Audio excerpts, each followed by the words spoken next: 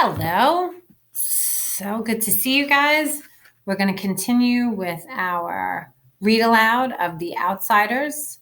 We're at the top of page 44.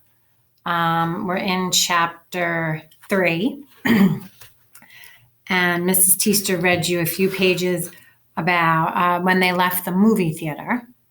Not movie theater, the drive-in movie. Sorry. And there was a lot of interesting things that happened that we're going to talk about in class. But Ponyboy had an outburst. So a good reader always looks back in the text. So that's what I'm doing right now. So I see that Ponyboy had a little bit of an outburst against Johnny. I guess he was very angry about how things were going. And Johnny was really surprised that he lashed out at him. And we're going to see what happens now, okay? So they were walking the girls home, right? Cherry and Marcia.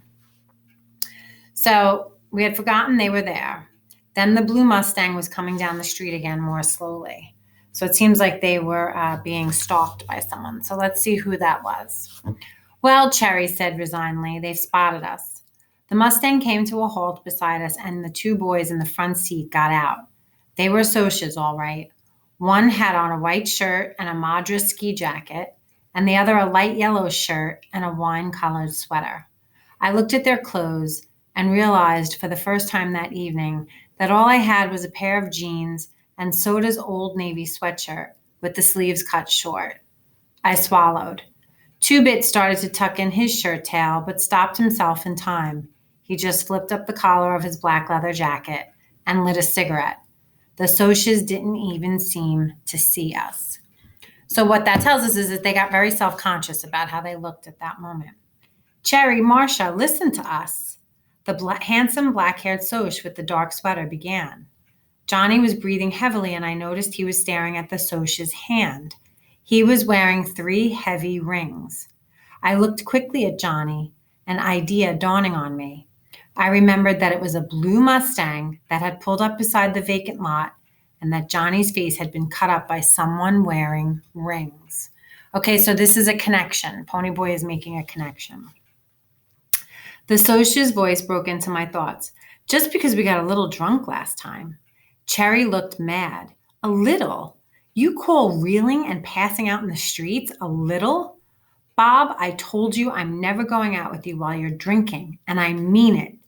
Too many things could happen while you're drunk. It's me or the booze. The other Soc, a tall guy with a semi-beetle haircut, turned to Marcia. Baby, you know we don't get drunk very often. When she only gave him a cold stare, he got angry. And even if you are mad at us, that's no reason to go walking the streets with these bums. Two-Bit took a long drag on his cigarette.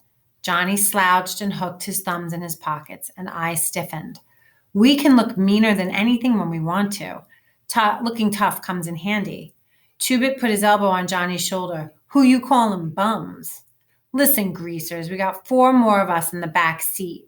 Then pity the back seat, Two-Bit said to the sky. If you're looking for a fight, Two-Bit cocked an eyebrow, but it only made him look more cool. You mean if I'm looking for a good jumping? You outnumber us. So you'll give it to us?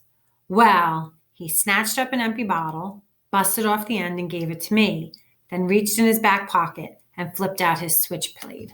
Try it, pal. No, Cherry cried. Stop it.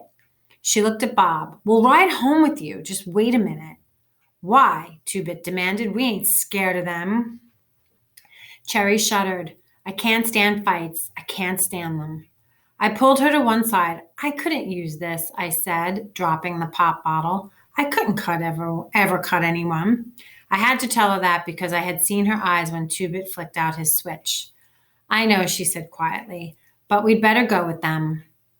Ponyboy, I mean, if I see you in the hall at school or someplace and don't say hi, well, it's not personal or anything, but I know, I said. We couldn't let our parents see us with you all. You're a nice boy and everything. It's okay, I said, wishing I was dead and buried somewhere, or at least had on a decent shirt. We aren't in the same class. Just don't forget that some of us watch the sunset, too. She looked at me quickly. I could fall in love with Dallas Winston, she said. I hope I never see him again, or I will. Okay, I just want to just stop there for a second because that's like a crazy statement. Fall in love with Dallas Winston. He's like the hoodiest, meanest greaser of them all. And here Cherry, this high class, pretty soch, is saying that she could fall in love with him. What does that mean? I want you guys to think about that. She left me standing there with my mouth dropped open and the blue Mustang vroomed off. And Ponyboy is probably thinking too, like, what the hell is she talking about? We walked home mostly in silence. I wanted to ask Johnny if those were the same socs that had beaten him up, but I didn't mention it. Johnny never talked about it, and we never said anything. Well, those were two good-looking girls if I ever saw any. Two-Bit yawned as we sat down on the curb at the vacant lot. He took a piece of paper out of his pocket and tore it up. What was that? Marcia's number. Probably a phony one, too. I must have been out of my mind to ask for it. I think I'm a little soused. So he had been drinking. Two-Bit was smart. He knew the score. Y'all going home, he asked. Not right now, I said. I wanted to have another smoke and to watch the stars. I had to be in by 12, but I thought I had plenty of time. I don't know why I handed you that busted bottle, Two-Bit said, getting to his feet. You'd never use it. Maybe I would have, I said. Where are you headed? Gonna go play a little snooker and hunt up a poker game. Maybe get rip-roaring drunk. I don't know. See you all tomorrow. Snooker is pool. Johnny and I stretched out on our backs and looked at the stars. I was freezing. It was a cold night and all I had was that sweatshirt, but I could watch stars in sub-zero weather. I saw Johnny's cigarette glowing in the dark and wondered vaguely what it was like inside a burning ember. All right, I want you to keep that in the back of your mind. He's thinking about what it would be like to be in a burning ember. It was because we're greasers, Johnny said, and I knew he was talking about Cherry. We could have hurt her reputation. I reckon, I said, wondering if I ought to tell Johnny what she had said about Dallas. Man, that was a tough car. Mustangs are tough. Big-time socs, all right, I said, a nervous bitterness growing inside me. It wasn't fair for the socs to have everything. We were as good as they were. It wasn't our fault we were greasers. I couldn't just take it or leave it like Two-Bit, or ignore it and fall in love life anyway like Soda Pop, or harden myself beyond caring like Dally, or actually enjoy it like Tim Shepard. I felt the tension growing inside of me, and I knew something had to happen or I would explode. I can't take much more, Johnny spoke my own feelings. I'll kill myself or something. Don't, I said, sitting up in alarm. You can kill yourself, Johnny. Well, I won't, but I got to do something. It seems like there's got to be someplace without greasers or socs, with just plain people. Plain, ordinary people.